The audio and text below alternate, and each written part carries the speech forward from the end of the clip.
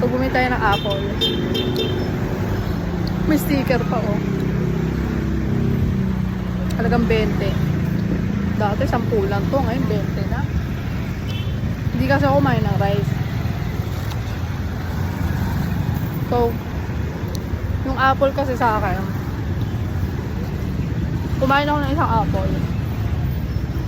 Kahit hindi ako kumain ng rice, yung box ko lumalaban, no? Feeling ko, busog na ako.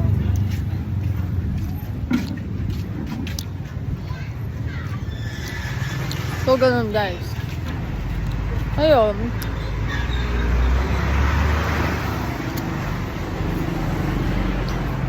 Kagandahan pa dito.